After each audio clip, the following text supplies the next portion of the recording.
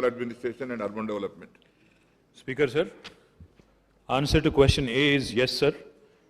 The specified works are completed within time and further proposed works are in various stages of progress.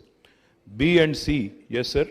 Government through GO number 37 in 2022 and through memo number 6874 again in July 6, 2022, sanctioned an amount of 40 crore for construction of iconic pedestrian bridge at Afzalganj on Musi River for accommodating the hawkers of Charminar pedestrianization project.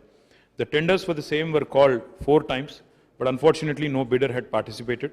The tender for 5th call is also under process, otherwise it will be taken up departmentally. In addition, Sardar Mahal restoration, heritage facade improvement of Lad Bazaar, redevelopment of Murgi Chowk are currently going on. And in regards to the multi-level car parking at QQ-SUDA, the estimates are under preparation. They will also be called for tendering very soon. And the answer to question D, sir, the present status of Charminar pedestrianization project, residential schools are doing progress.